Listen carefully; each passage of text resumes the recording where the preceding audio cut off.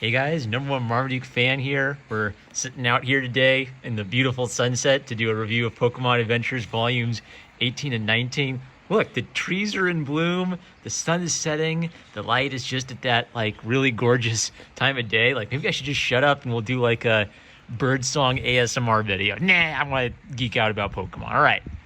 So the overall spoiler-free review of this series is it's a fun children's book. The adventures are silly, but there's some neat, surprising stuff about them. So Hidenori Kusaka, in plotting his books, does a lot of careful thinking about how to adapt it and make the video game content work in a manga format. And he does something different, just a little bit different every single time. Look at the light reflect gorgeously off that book and give the Pokemon some shine. It's a shiny Pokemon. Good grief, I'm just getting distracted by the sunset here. Anyway, the point is that he takes this job seriously and is working on actually trying to adapt it fresh. So the basic premise is Ruby the boy is kind of a femboy who likes to compete in Pokemon beauty contests, and Sapphire the girl is a tough outdoorsy girl who likes to go adventuring and getting dirty out in the great outdoors. So I'll just show you my highlights and we'll see how things are going. So one neat thing is I think this is Generation 3, right? And this introduced Team Magma and Team Aqua. So instead of just Team Rocket, there are two bad guy teams competing against each other, and they have stupidly simple motivations. Team Magma likes land and they want to get rid of the oceans, and Team Aqua likes oceans and they want to get rid of the land.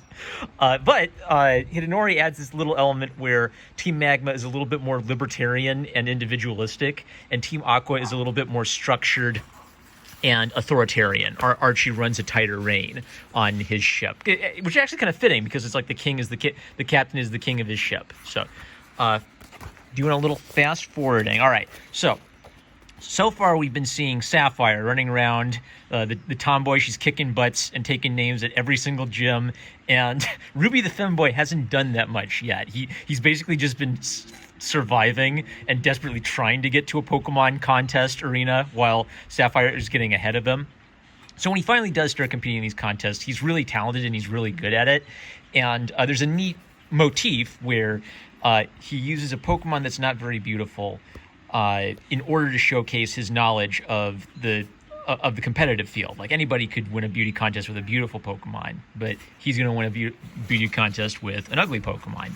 Flashing forward a little bit. Okay, so what's neat about this is they're giving him a temptation that fits with his character. So after he gets beaten up by Team Magma, one of the captains, basically who's like a pyromaniac and is fascinated by the beauty of fire, asks him the question, well, what happens when you win all the Pokemon contests? What are you going to do then? Wouldn't you like to know what true beauty is? Wouldn't you like to join us? So it's a join the dark side pitch, but it's a join the dark side pitch that is actually kind of speaking to him at something that's really important to him. He's a very aesthetic guy. He cares about everything looking pretty, and she's making the point that you have all these talents. Even if you get everything you want, you're probably not going to be fulfilled. We can provide you purpose and fulfillment. Jumping forward a little bit, his dad, Norman, who he has a difficult relationship with. His dad, Norman's kind of like a tough, masculine battle kind of dude. Ruby's, boy, how to describe Ruby? Ruby just wants things to be pretty. So his dad, I don't think his dad quite gets it, but basically last time they talked, they had like a healing, father-son bonding moment. His dad told him, I want you to pursue what you're passionate about, even if I don't get it. So as the gym leaders are debating Team Aqua and Team Magma, well, which one should we join with? Well, I like water, so I say we should work with Team Aqua. Well, I like land, so I think we should work with Team Magma. And Ruby's dad, the Chad, Norman, he decides when forced to choose between two evils, choose neither. He will not work with either organization. It's a neat little theme. Now, what I like about it is it's so stupidly it's like a little kid's idea of what gang warfare is like, but the execution of it, even though it's kind of like silly and simple, it's still meaningful. So another neat thing is kind of like the use of cartoony or comedic characters in serious situations. So the president of the Pokemon League just has this goofy scribble afro for a hairdo, right? So I think he's been introduced as a joke in past volumes, but now that it's a serious situation and they need the president of the Pokemon League, now he's super serious. So there's like this great comedy where He looks like a goofball, but his presentation is 100% straight, and I kind of love it. Jump into here, we see that the temptation offered by Team Magma is really getting in Ruby's head. Look at him with his dorky little glasses and his knitting. Right, so something about Team Magma and the idea of pursuing something after Pokemon contests are no longer a challenge to him has really gotten in his head. So what Ruby needs is a mentor. He needs a man to show him guidance and the way in life. So who's that going to be? Well, of course, for a young man like Ruby who's just interested in being in beauty in all its forms, he needs the most beautiful man on the planet to guide him and show him the way. So he gets in like a beauty contest war with Wallace, the beauty expert.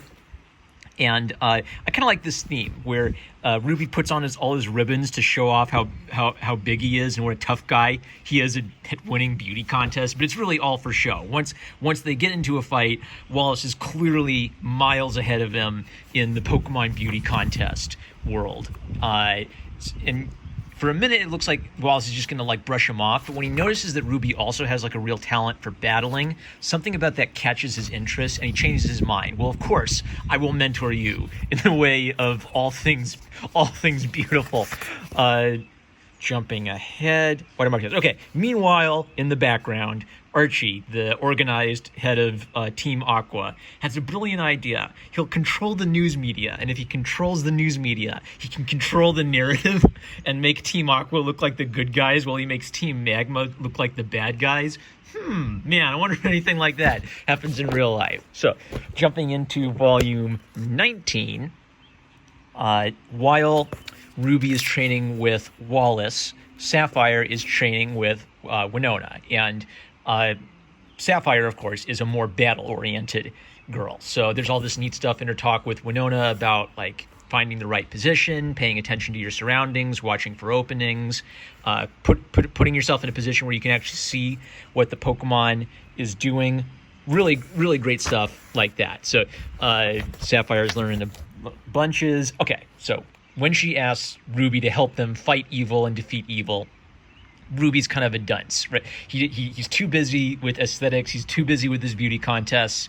He has all of this talent for battling, but he's afraid of people finding out about it and afraid of actually using it. Maybe he also doesn't like the idea of Pokemon getting hurt either. We're not sure yet. We're not sure what deep, dark secrets there are from his childhood that make him this reserved and basically this much of a coward. But he cowards out on her.